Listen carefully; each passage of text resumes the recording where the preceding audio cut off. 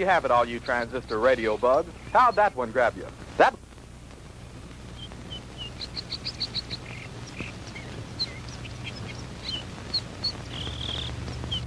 Howie, for heaven's sake, it's almost dark.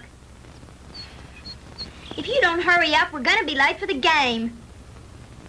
Margie, have you ever tried to fix a fuel pump to a rock and roll beat? Well, I'm sorry it made you nervous. I just thought it was a good chance to get in some practice. It's okay. Forget it. Nothing I can do anyway. At least not way out here. Well, I wish you hadn't taken this crazy nowhere shortcut. Boy, this is like Lossville. I know. I goofed. And I've got to get some help if we're going to get there in time for the kickoff. Hey, didn't we pass a farmhouse about a mile or two back down the road? Yeah, that's right. Back around the curve. Come on, we'll be shorter through those woods.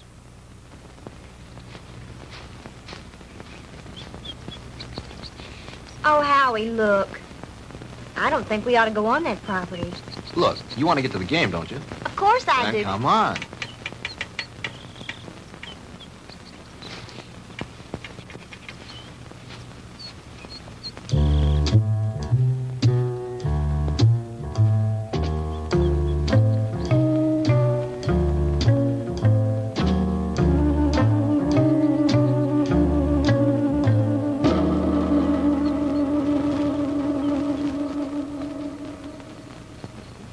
Howie, it's cold. And it's so dark, we should have brought the flashlight. Ah, it isn't working. Batteries are down and I forgot to replace them.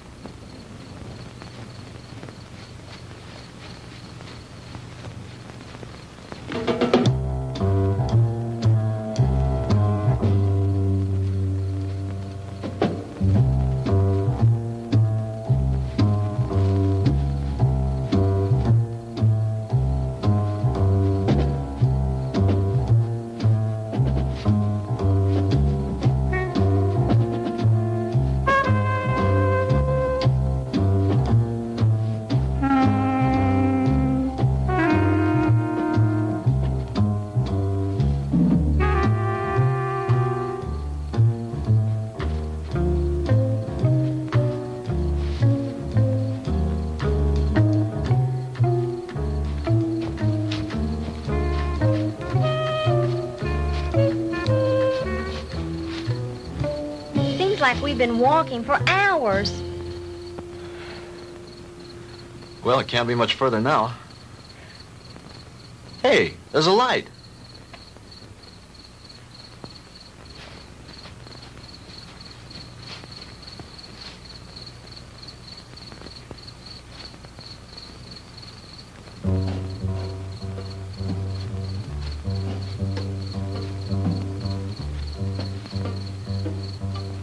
Huh. That's strange.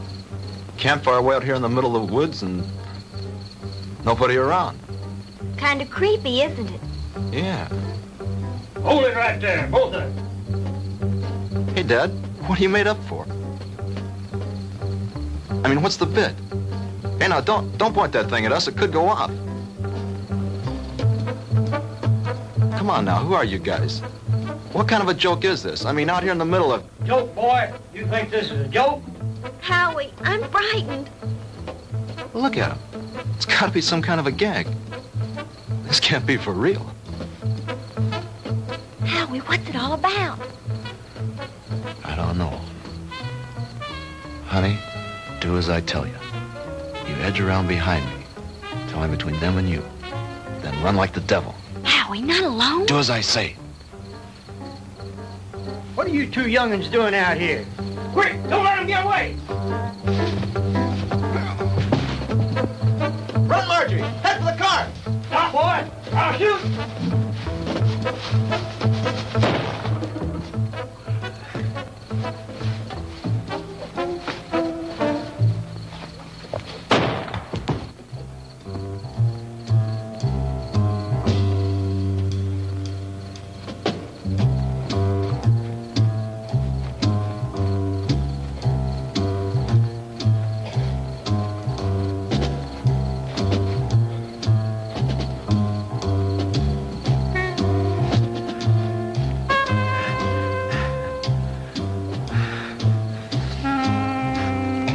Margie?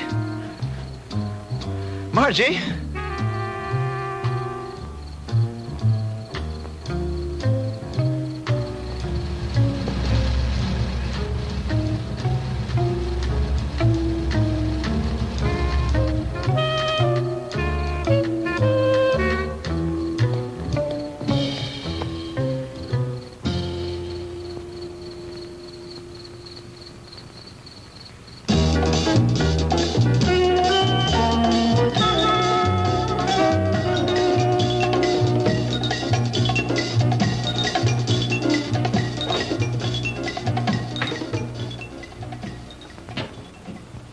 Oh, hello, Jim. What do you need? I need my ever-loving paycheck. What's the rush? Payday's tomorrow. I know, but Reed said you'd have it for me tonight. Oh, did he now? Yeah, that way I get a couple hours head start on my first vacation in 3 years. Relax. The girl's on her way up from accounting with it now. Where are you going on this vacation? Some place that can't be reached by telephone, telegraph, teletype, or carrier pigeon. You don't think we'd interrupt your vacation now, do you? Why not? You guys did it for the last 2 years. Jim, nice story you turned in. Well written. Had a lot of fun. When he talks like that, he wants something. As a matter of fact, there's one little favor I'd like to ask you to do before you leave. Uh-oh. Here it comes. As a matter of fact, here it is. The accounting department is certainly coming up with much more interesting figures lately. See you guys. Oh, come on, Jim. Well, this will just take a few minutes. Not much out of your way. All you have to do is get a few details and phone them in from there. From where? Carver Street Hospital. Murphy called in from police headquarters, and some college kid was brought in with a gunshot wound. Here's his name. Why doesn't Murphy cover it? He's on police tonight. He's busy on the cat burglar story. Who shot the kid? That's what I want you to find out. May not be anything in it, but you never can tell. Okay, I'll do it. But afterwards, I'm leaving for my vacation. Definitely, irrevocably, and finally. Do you read me, Great White Fathers? Only too clear. Have a good time. I intend to.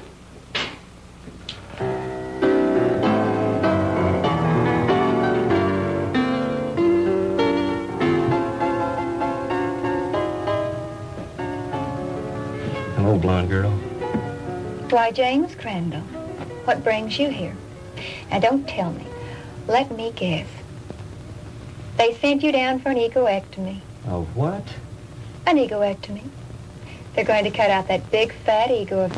Oh, that's funny. Funny. I want some information. Like what? Like, you got a boy here. Howard Ellison, college kid, in some kind of shooting scrape. That's the kid they brought in this evening. But I don't think he's having visitors. Well, could I speak to his MD? Mm-hmm. That would be Dr. Wilson Blake. Ah, yes. Blake of the Rusty Scalpel. Oh, you know him? I should. He broke into me once and stole an appendix. Oh, funny. That's funny. He's in his office. I know where he is. Dig you later, Angel Fool. Yes, that's all right with me, Dr. Thornton. 10:30 will be fine. Yes, I think the whole administrative staff should be there. Fine. See you in the morning, Doctor. Goodbye. Come in. Jim Crandall. Hello, Will. How are you? Hey, number one, how about yourself? No complaints? Can you spare a few minutes? Sure I can. Are you on duty? No, not really. I'm officially on vacation.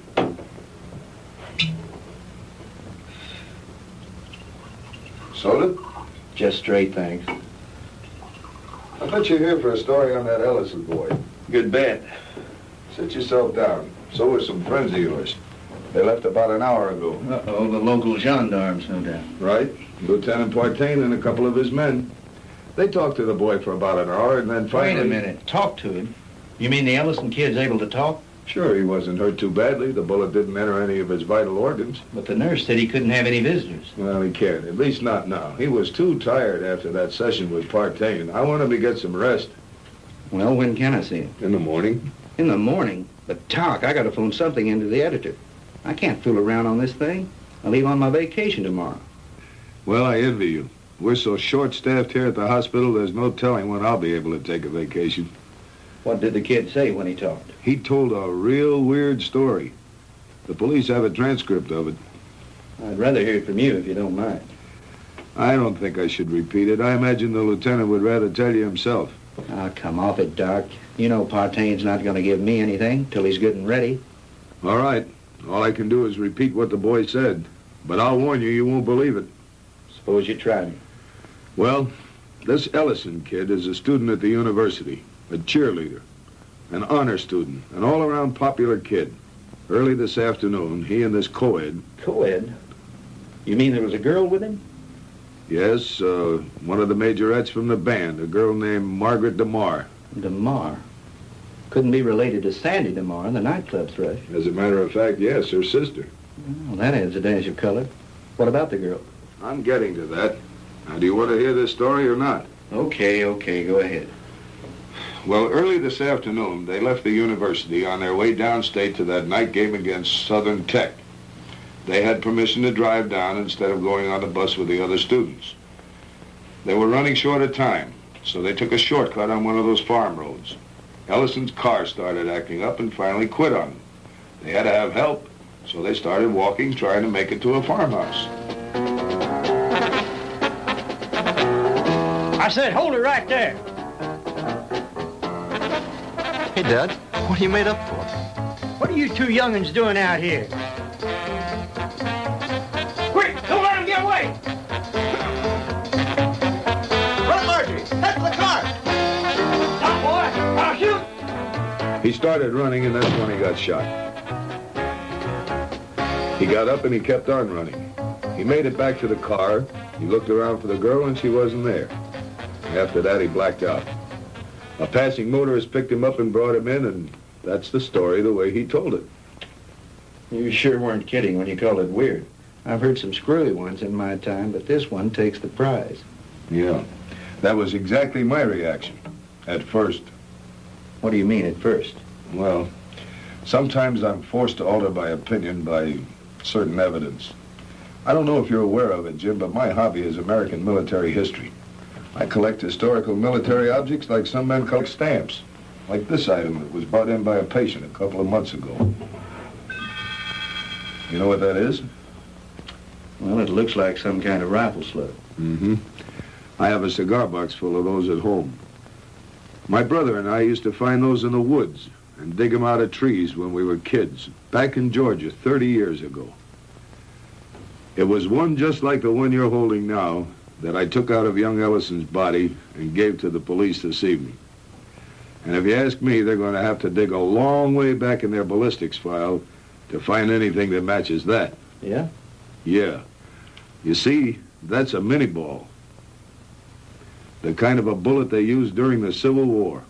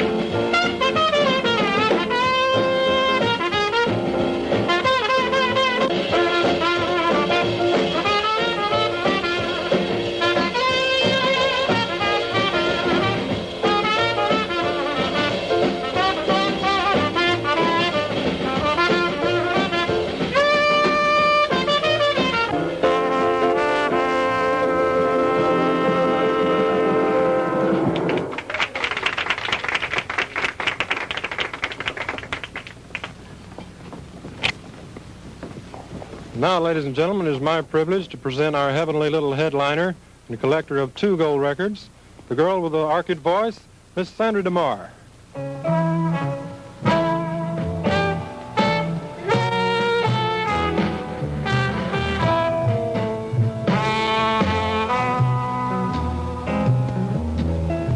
Go on away and leave me alone.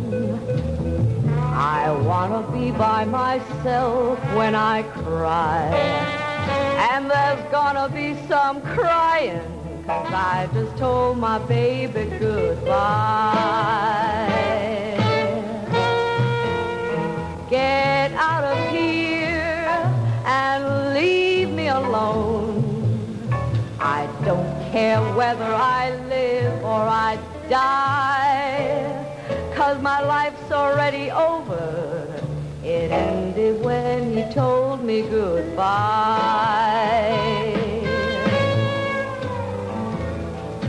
Why is it everything happens to me and my dreams all explode in my face? He was my own for a while, but he's gone, and I know no one can ever take his place. So go away and leave me alone. I've got a right to my own private pride. Coming down with the sorrows, 'cause I just told my baby goodbye.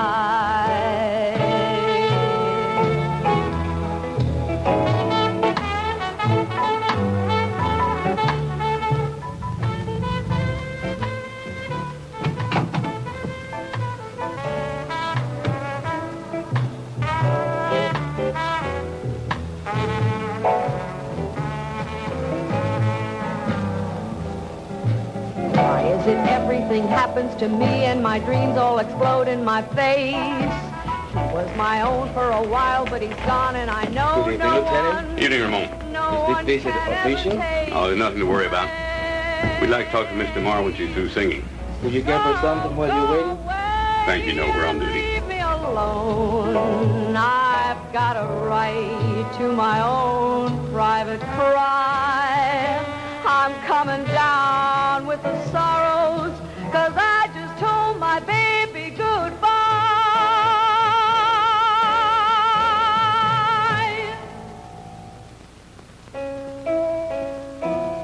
'Cause I just told my baby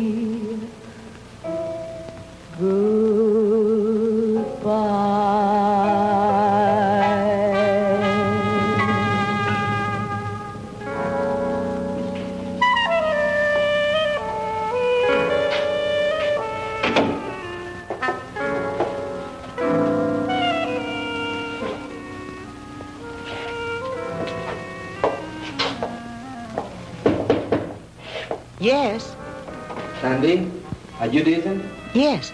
2 gentlemen from the police department want to talk to you. Police. Yes, Miss DeMar. I'm Lieutenant Partain, and this is Detective Lasky. We're just making a routine investigation. Have you heard from your sister this evening? Margie? Why, no. Why do you ask? Well, we just thought she might have called you. You see, we have reason to believe she may be missing. Missing? I don't understand. She's at a football game in Stephenville with Howard Ellison. I'm afraid not, Miss DeMar. Maybe you'd better sit down and let me tell you all that we know about it so far.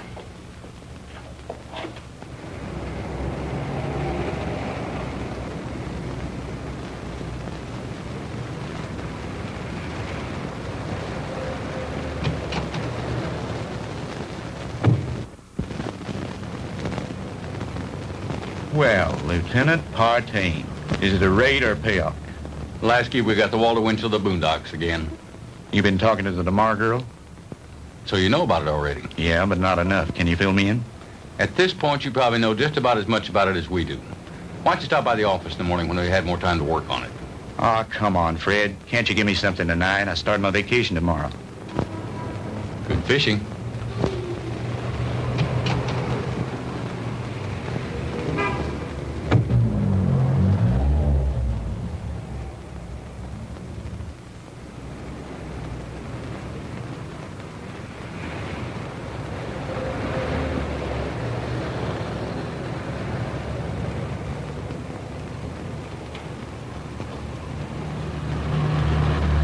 Miss DeMar? Yes?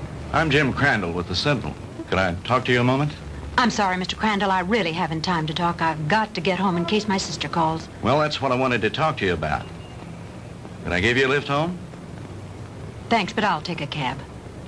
Well, they're kind of slow this time of night. Well, all right, if you're sure it's not out of your way. Of course not. It's part of my job.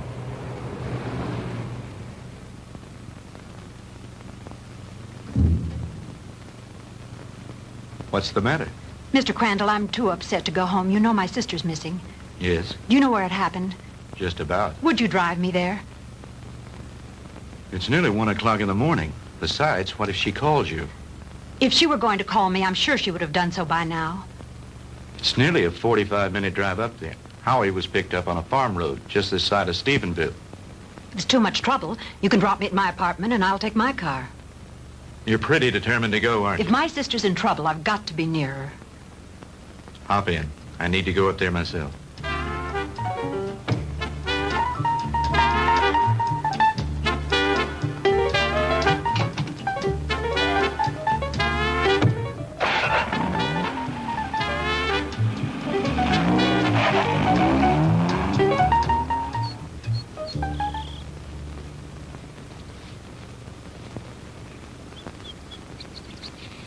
Lieutenant, we checked that house from top to bottom.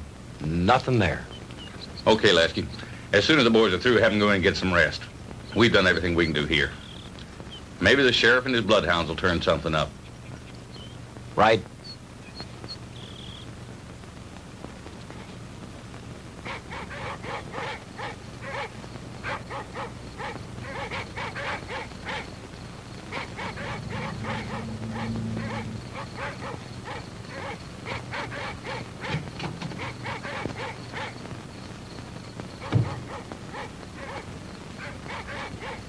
Lieutenant Partain around. He's up in the woods someplace. Evening, ma'am. Has there been any news of my sister? You're Sandra DeMar? Here comes Partain now.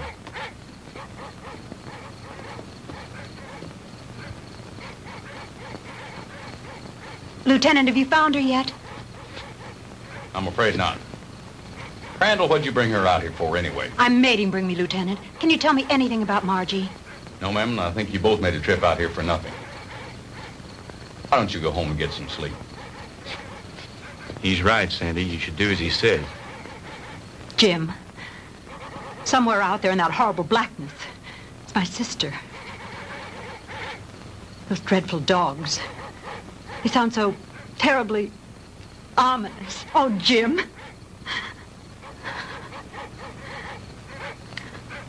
Come on. We'd better get back.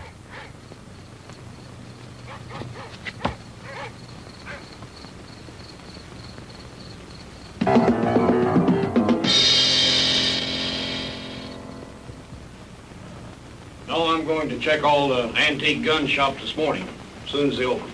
How about the kid's parents? You contact them? Lieutenant, Ellisons live in Denver. I tried all night to call them, but they weren't home. How about a cup of coffee, Jim? Yeah, black. What about the kids at the university? Ellison's fraternity brothers. I talked to everyone in the dorm. They like him. What do his professors say about him? Bright, popular boy, good scholastic records, level-headed, down to earth. Not the kind to make up wild stories. Well, that cracks another one of our little theories wide open. You just getting here? Some of the other fellows came in a couple of hours ago. Yeah, I was out with the sheriff and his bunch. And have we got a Lulu? Yeah, what is it? The girl's sweater. We found it out in the woods not far from a smoldering campfire. Go on. Well, we gave the scent to the dogs, and they took off like Moody's goose. Well, we followed them for about a mile or two, till they got through the woods and into a small open space. Well, the dogs got about halfway through the open space, and then they stopped. Well, you've never seen so much confusion of tangled dogs in your life. They didn't know which way to go. The scent had stopped right in the middle of nowhere. It was as if the girl had just been snatched off the face of the earth into thin air. Wait a minute. You mean no footprints, no tire tracks, no nothing? Well, nothing but this.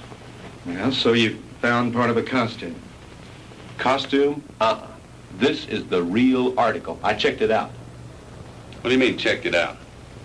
Look at the label on the inside. McCord Brothers. McCord? Outfitter to the military. Charleston, South Carolina. I checked with the Charleston department, and they gave me some very interesting facts from one of their newspapers. It seems that McCord Brothers, the company that made that hat, burned to the ground in 1869 and was never rebuilt.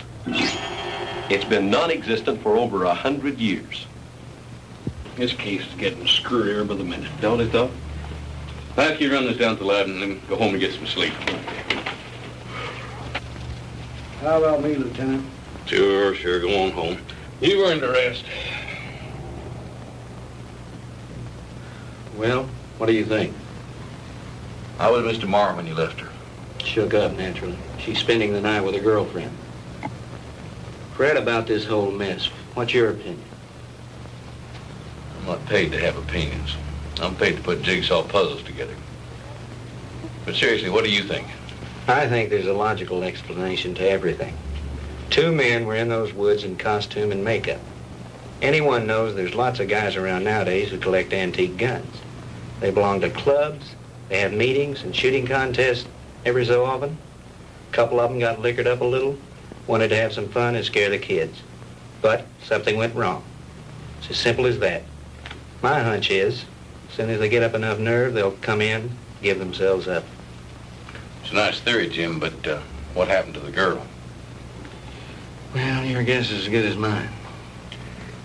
Jim, you know, this whole thing is, well, it's spooky. Reminds me of something that happened in Germany in 1945 towards the end of the war. Yeah? What was that? Our outfit liberated a small concentration camp near the Alsatian border. When we took it, we expected to find the usual half-starved, ragged inmates.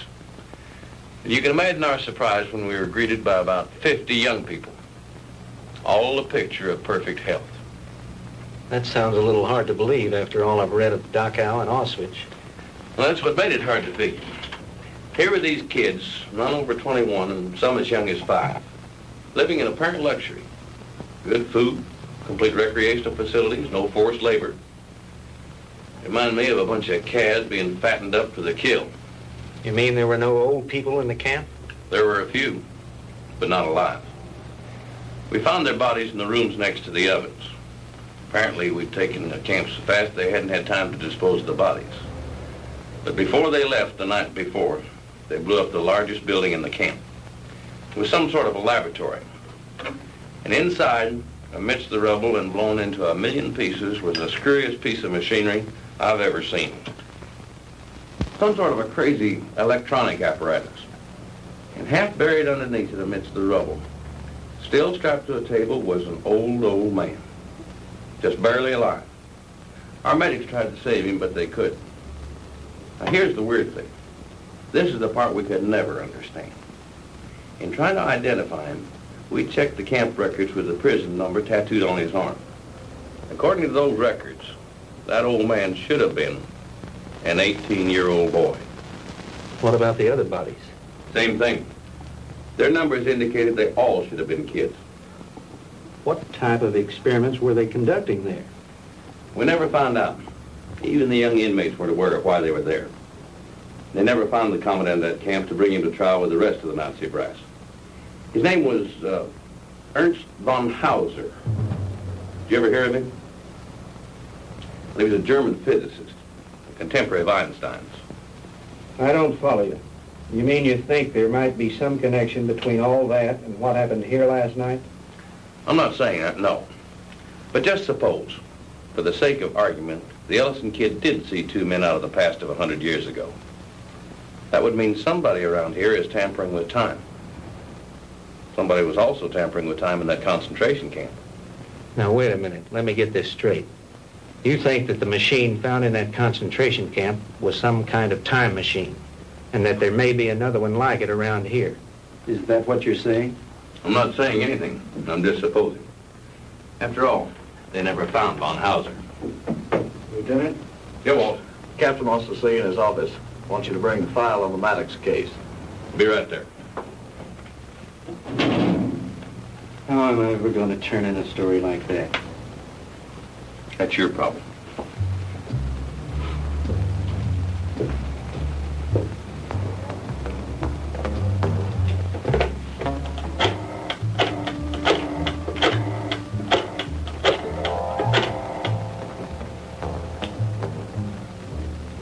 Hello? Give me the city desk.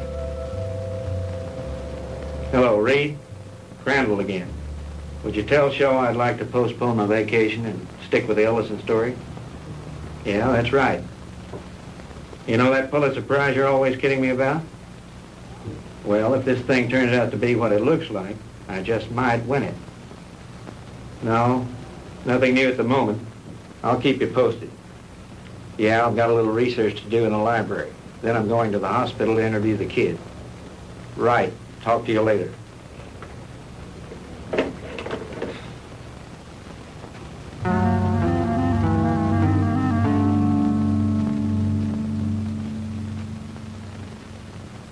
All right, Howie, you can go on with your story. That's about it, Mr. Crandall. I remember reaching the highway, and Margie wasn't there. And then I blacked out, and the next thing I knew, I was here at the hospital. And you really don't think, Howie, that those guys were just a couple of kooks in Civil War costumes? Mr. Crandall, I don't know how to explain it, but I got the distinct feeling that these guys were for real. I mean, like something straight out of Gone with the Wind. Howie, what's your idea of what happened to Margie? Do you think these two guys grabbed her? I don't know, Mr. Crandall.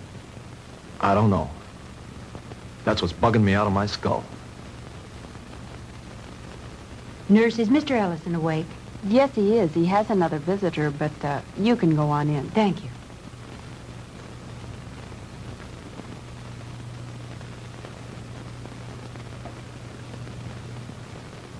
Sandy.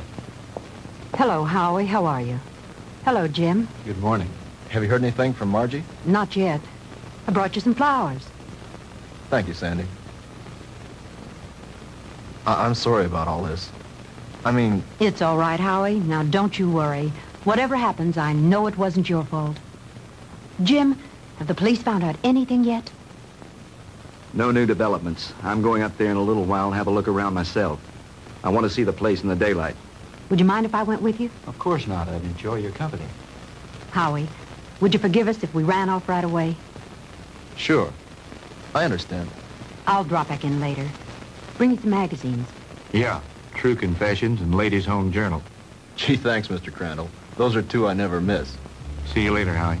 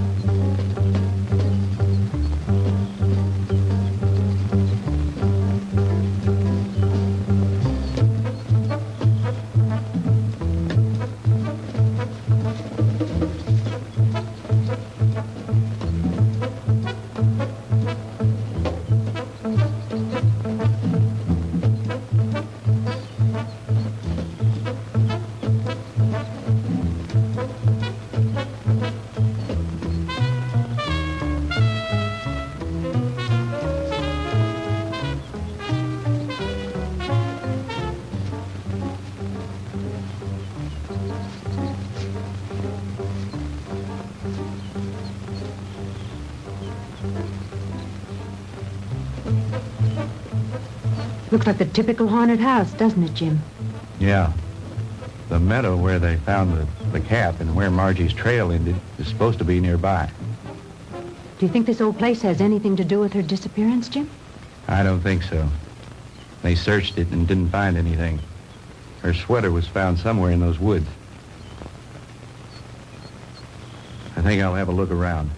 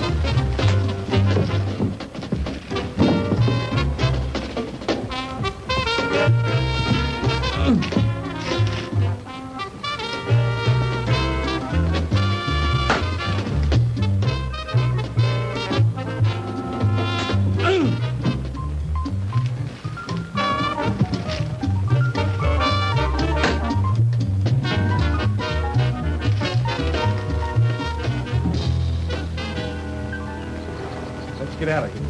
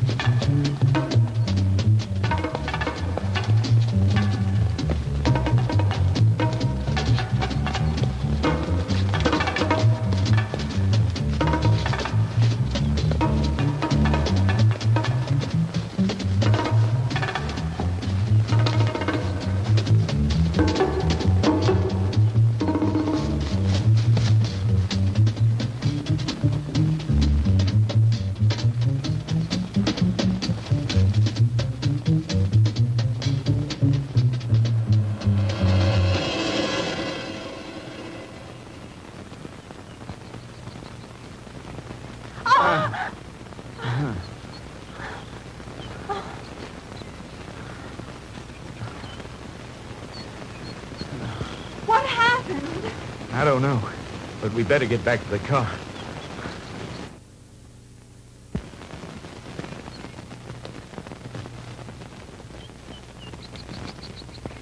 Jim!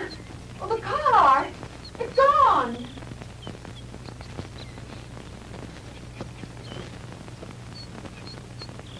Jim, someone must have stolen it.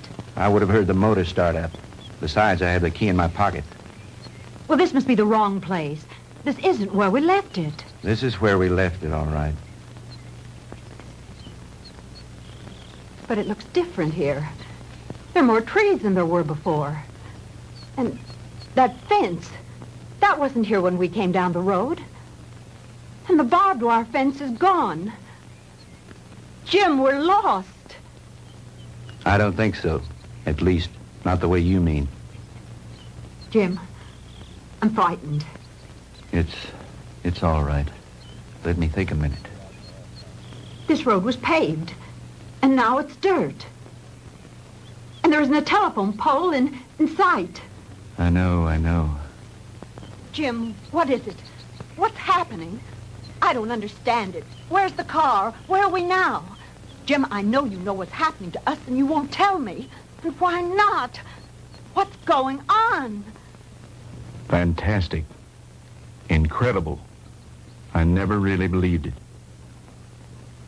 Tell me what's happening. Sandy. What's going on? What dreadful thing Sandy. is happening? Tell me. It'll be all right. Everything's going to work out. But we have to keep our heads. I believe our best bet is to follow this road and see where it leads. Come on.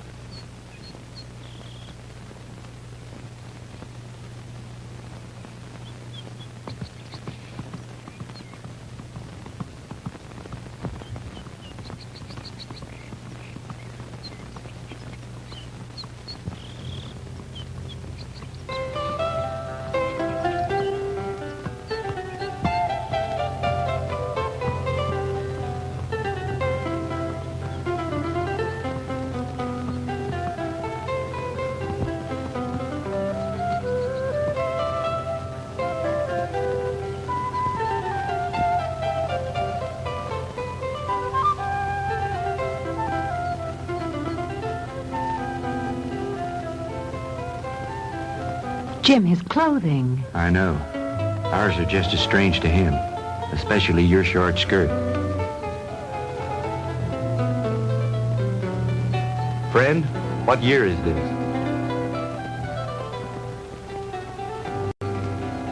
Where are we? Witchcraft! Witchcraft! Ha!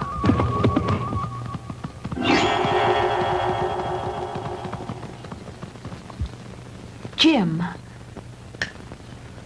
Honey, I don't know how to explain it, but somehow we've been set back in time. But Jim, that's impossible. Impossible. I know it's supposed to be impossible, but it seems to have happened. Well, let's not try to figure it out now. We've got to get somewhere to find some help. Some way.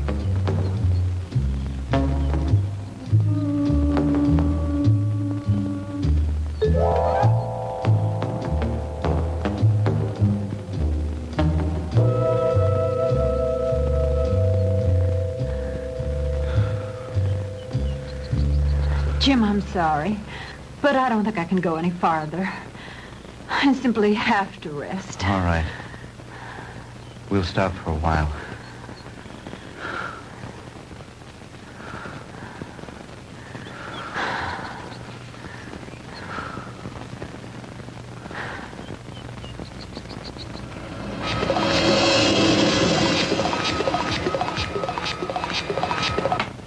Welcome, my friends, to my little workshop. Do not be alarmed or cause unnecessary commotion. You are in no danger. At least, not for the moment. Won't you please step out?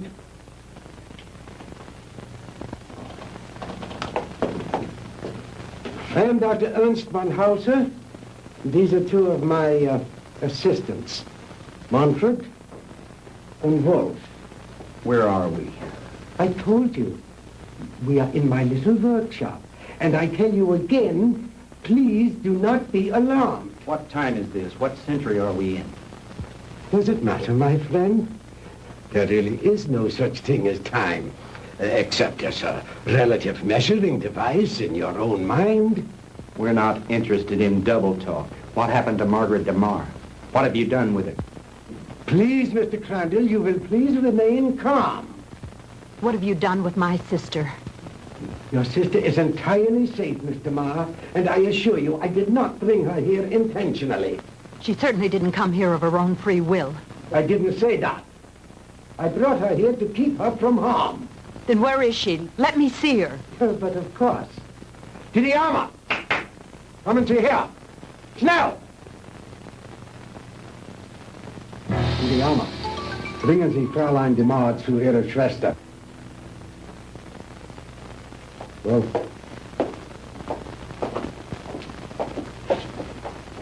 no need for alarm, Mr. Crandall. She'll be all right. She'll be able to freshen up. We will even furnish her a change of clothing.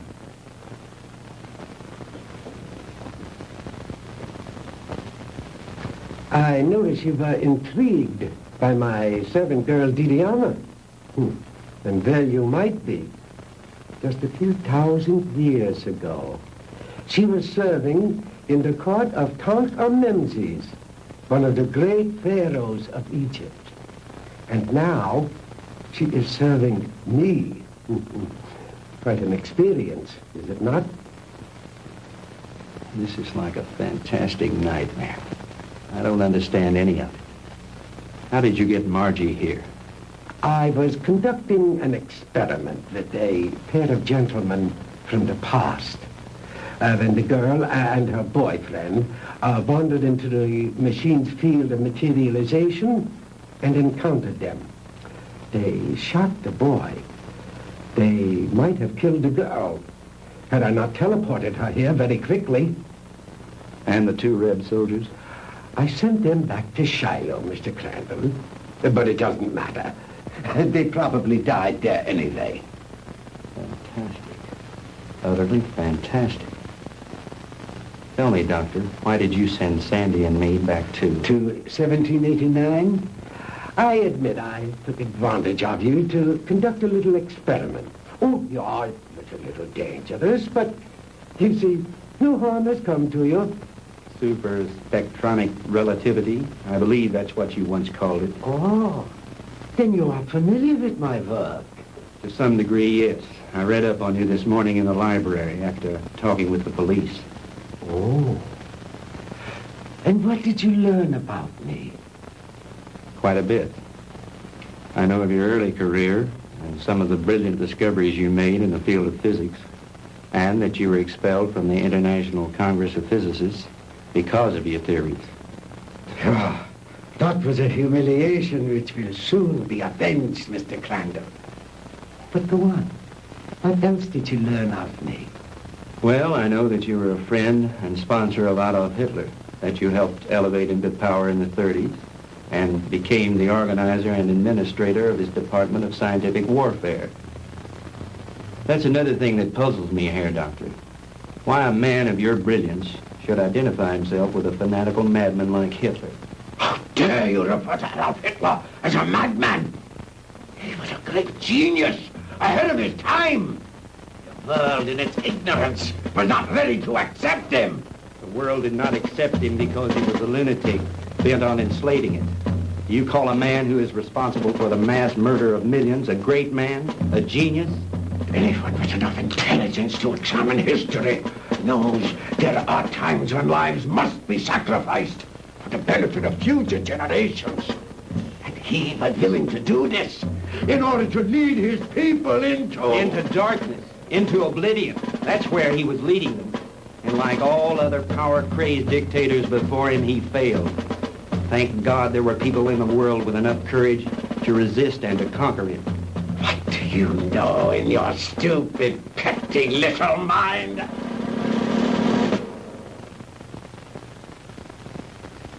You will forgive me, Mr. Crandall, for my outburst of temper.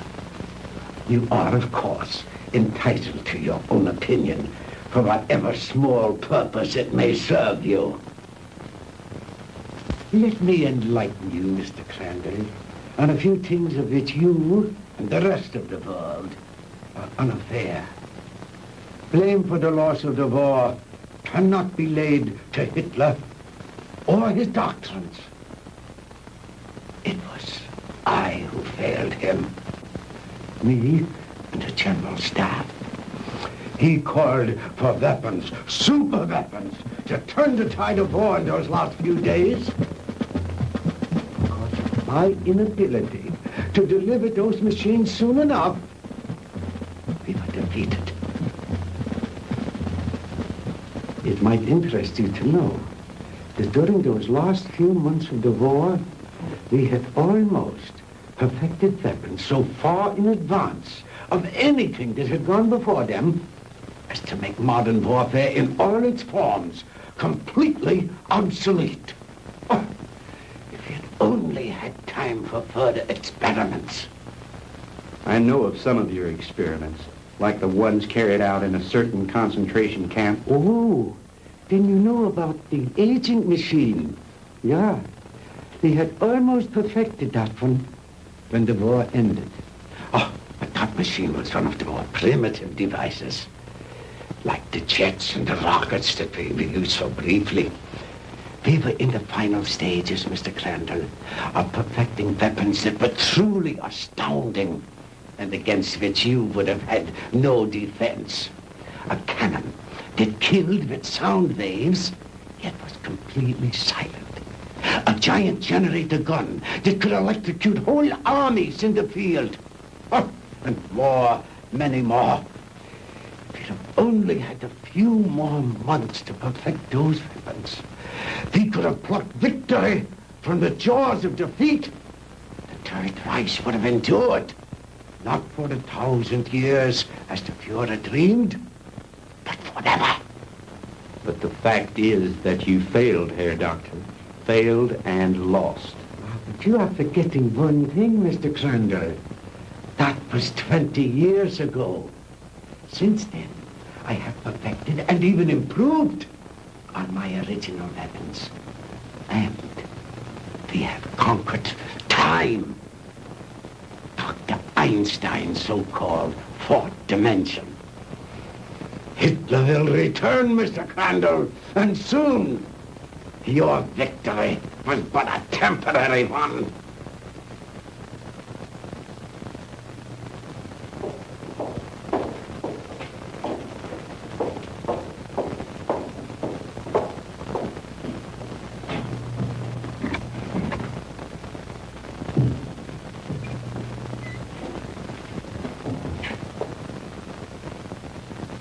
Margie, baby. Sandy. Honey, are you all right? Did they hurt you? Oh, Sandy, I didn't think I'd ever see you again. Oh, I'm all right.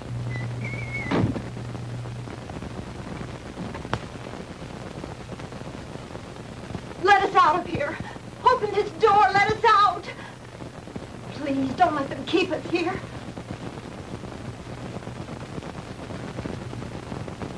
I have my own underground atomic power supply. Here are the master controls, and here are the selectors.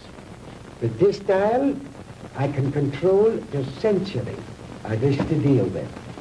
These other dials, of course, are for the selection of the year, the month, the day, even the hours and minutes, and even seconds.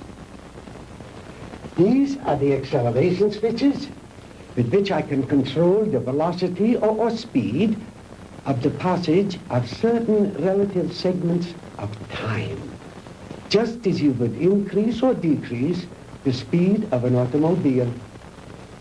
Is that too difficult for you to grasp, Mr. Crandall? Frankly, I'm beginning to doubt my sanity. You needn't. After all, there are very few people in the world who can understand even Dr. Einstein's theory of relativity.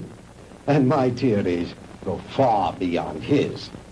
But you are an intelligent man, Mr. Crandall. Perhaps I can explain it a bit more simply.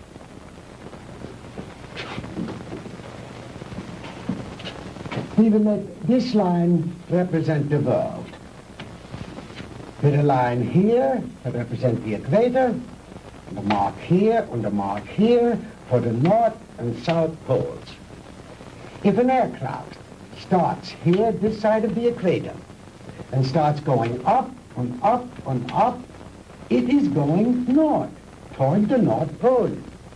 But the instant it passes over the pole, it is no longer going north. It is going south. And yet, it has not turned or changed its direction in any way. Now, that is the simplest way I know of to make you understand how my theory of superspectronic relativity was first developed. It has long been established that time and space do not exist except in relation to each other. Therefore, they are inseparable, indivisible, a space-time continuum. The faster we travel in space, the faster we travel in time. Now, let me use this short vertical line to represent an instant of time, on this horizontal arrow to represent velocity or speed. Now then, scientists have long held that light is the top limiting velocity in the universe. In other words, there is nothing in the world faster than light.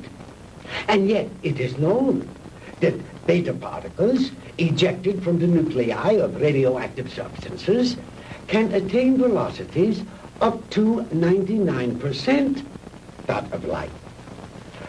Now, I have always based my theories on the premise that there is no limit to space.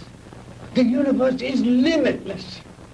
Well, if there is no limit to space, then there is no limit to time, and no limit to velocity. Therefore, I thought there must be something in the universe that was faster than light. Oh, the years of frustration and failure before I finally had to submit to the one irrevocable fact: there is nothing in the universe faster than light. But I discovered a new ray in the spectrum with a wavelength infinitely shorter even than that of the cosmic ray. This ray I called the minus ray. I'm afraid you lost me, Doctor. Well, in other words, while I discovered that the velocity of light is indeed the top velocity in the universe, that velocity need not remain constant. I discovered that through minus rays, velocity could actually be accelerated. Let me illustrate in this way. This line represents an instant in time. An instant, that is, in relation to our immediate vicinity in space. Now, if you enter a dark room or flip a switch, that room is instantly flooded with light. That is because that light, traveling at its great velocity, takes hardly any time at all to cover that small area of a room. It is immediate, instantaneous. Now, if that light had traveled any faster, it would have come on before you flipped the switch. Are you beginning to understand? I think so. Fine. Now then, just as I illustrated a moment ago, with the airplane flying up over the world, heading north until it passed over the North Pole, then its direction became south. The same thing is true, in a sense, of time. If the velocity of ordinary light, represented by this arrow, should be accelerated, then it will pass beyond the instant, represented by this vertical line, and no longer be moving in the direction of the future, but it will be moving in the direction of the past. It will no longer be going forward in time, but backward. The greater the velocity, or I should say, the greater the acceleration, the further back in time it will travel. In other words, if a guy left New York for Los Angeles and traveled fast enough, he'd get there before he started. You joke, Mr. Crandall, but crudely expressed, that is exactly what would happen. Why are you telling me all this? To impress upon you the superior scientific knowledge that we possess, my friend, and to illustrate why we would have won the war if we had only had a few more months. We were the slaves of time then. Time was our master. But I have changed all that. Now we are the masters and time is our servant. Ah, you Americans are an egotistical, arrogant lot. How proud and superior you felt as you strutted through the ruined streets of our cities. The proud conquerors claiming the spoils of war. It's only temporary, my Yankee friend. Soon Hitler will return. We will rewrite history. And the Third Reich will endure. Not for 1,000 years or 100,000 years. But forever. Immortality. The age-old dream of man is ours. The rest of the world will fall at our feet, and we shall rule for all eternity. Oh, good. Did you make the young ladies comfortable? Jawohl, Herr Doktor. And Manfred, did you see that Mr. Marr had a change of clothes? Jawohl. Good. The lecture is over, Mr. Crandall, and you look tired. If you will follow Manfred and Wolf, they will show you to your quarters. We weren't planning on staying. We want out of here now. I'm afraid that is impossible, Mr. Crandall. I must insist that you accept my hospitality. Now, wait a minute. Get your hands off me. Let go. Hornhauser, you can't get away with this.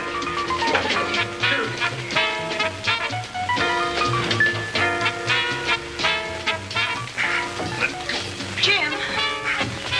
Jim! Sandy, are you all right? Oh, yes, we're all right, but why are they locking us up? What are they going to do with us?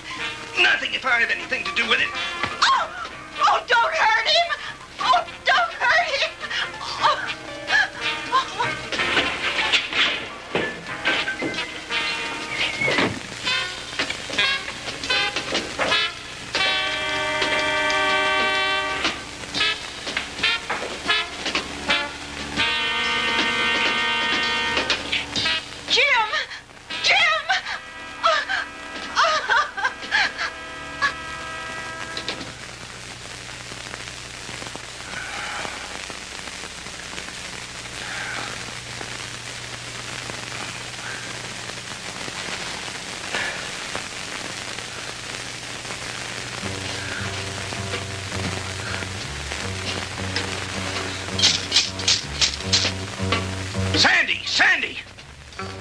Sandy, answer me.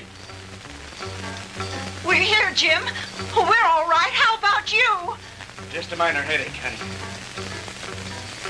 Is Margie still with you? Yes, she's asleep. Jim, I'm scared. What do you think Von Hauser intends to do with us? I don't know. But I do know one thing. I've got to figure a way out of here. Sandy, honey, I'm sorry about everything. I shouldn't have brought you with me this morning. It wasn't your fault. I asked to come along. After all we've been through, you must be beat. Have you had any sleep? No, I was worried about you. Well, try to get some rest while I do some thinking. Okay. As soon as Margie wakes up, I will.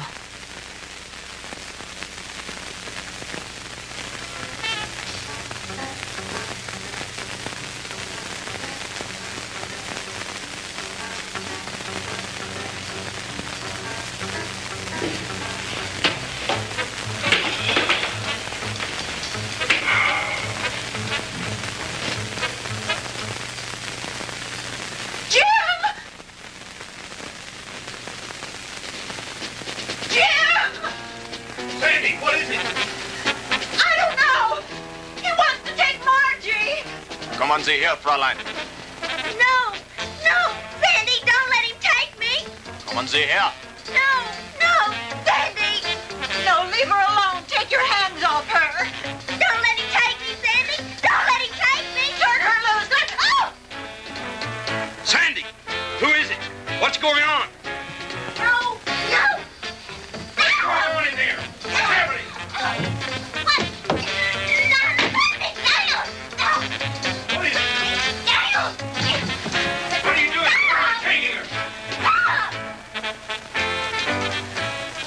Margie.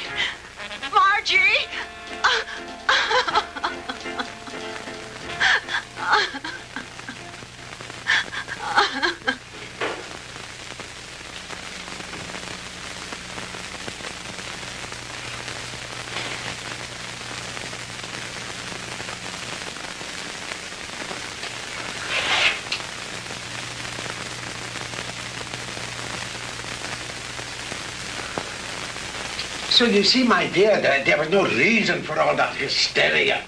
You've really nothing to fear. While I have never before tried sending anyone into the future, there is no reason to believe that the experiment will not be successful. And if something should go wrong, it will happen so quickly, you'll never feel a thing.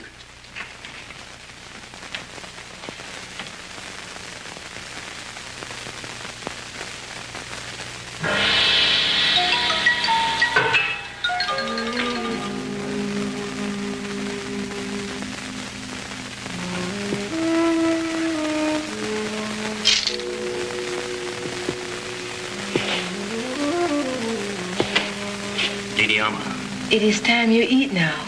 You speak English? Many others before you, they teach me talk. You mean there have been other prisoners here? Many. Are there any others here now? They all disappear. You eat now. It is all they give me for you. It's all right. At least it's better than nothing. Didi Alma, you've got to help us. You're our only hope. No. I cannot help you.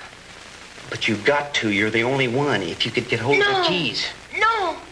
They'll kill me. I cannot help you. Please, Didi Alma, listen to me. No. We'll never get out of here if you don't help us. Please, Didi Alma. Please.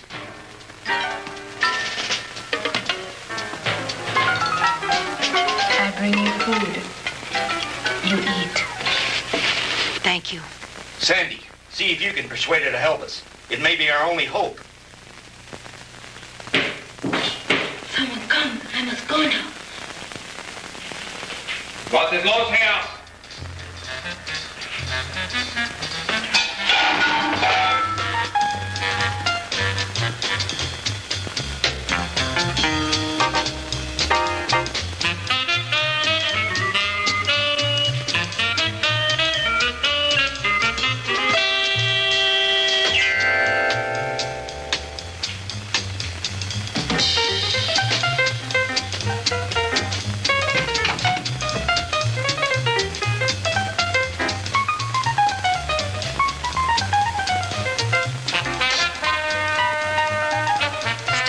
From me. Oh!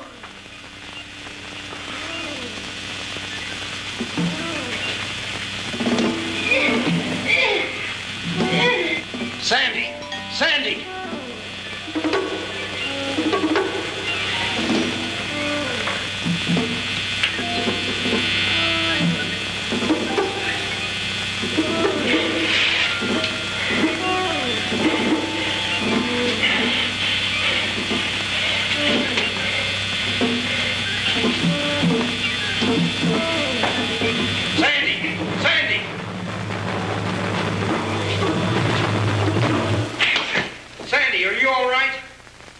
Can you hear me?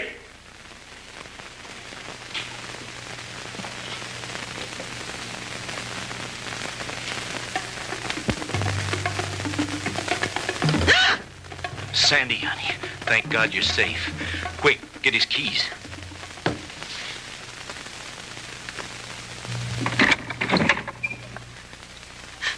Oh, Jim, it was awful. He strangled her. It's all right, honey. Try to get hold of yourself. We've got to get out of here. I'll be fine.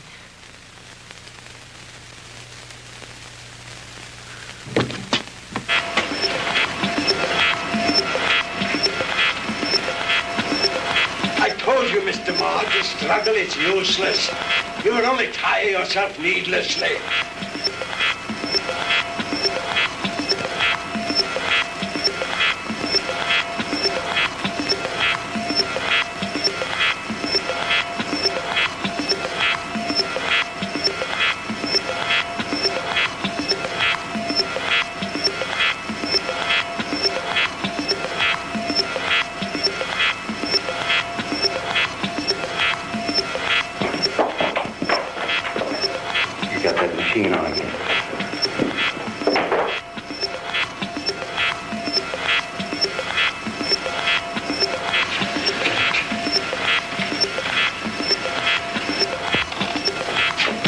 Switch it off, Doctor.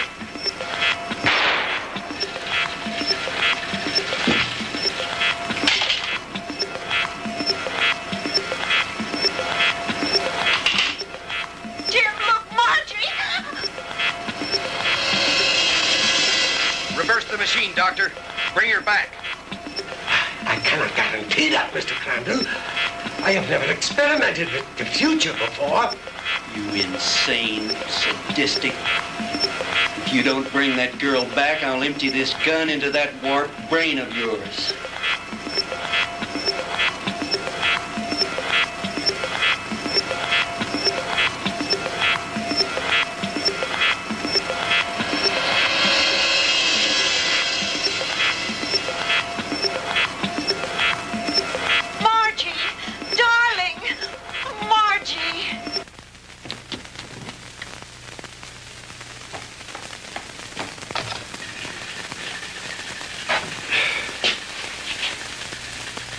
It's too bad, Mr. Crandall, that you are not interested in science. But you Americans are so impractical anyway. Jim, look out!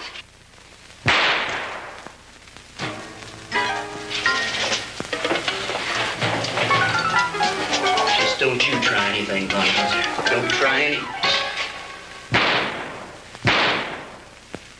That should cut down on your time travel, my good doctor.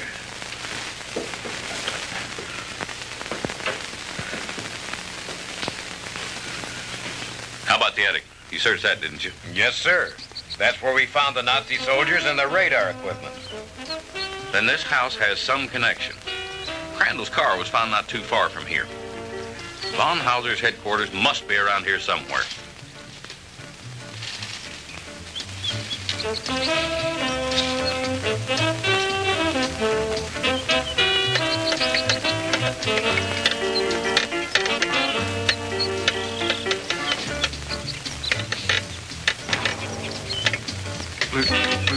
Lieutenant?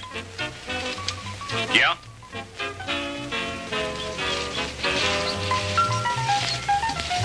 What is it, Finley?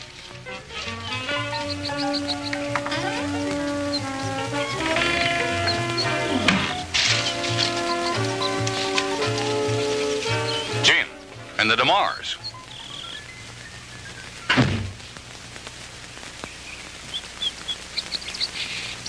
Where in the devil did you three come from? Von Hauser's country place, Fred. We spent a very interesting night there.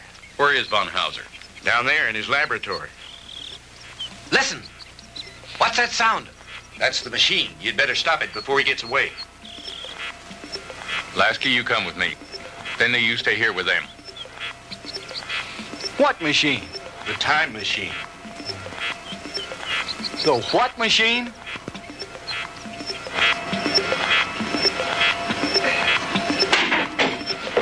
All right, Professor, hold it right there. Get away from that machine.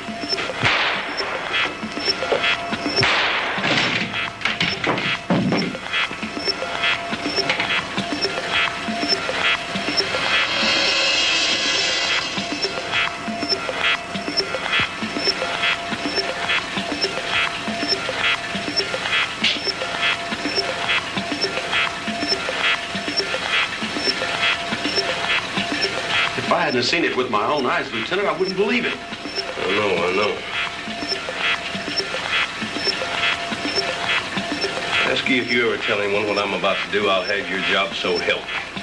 Is that clear? Lieutenant, I ain't seen nothing. Well, I don't know what makes this contraption work, but I think I know a darn good way to shut it off.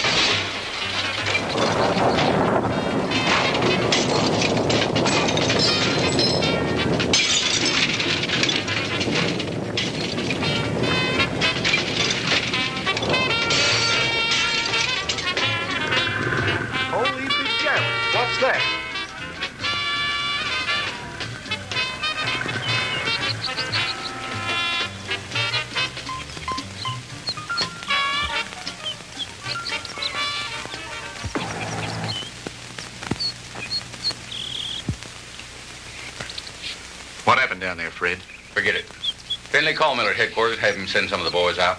Are you two all right? Everything's fine. Thank you, Lieutenant. Why don't you take the two ladies home? Come on, Lasky.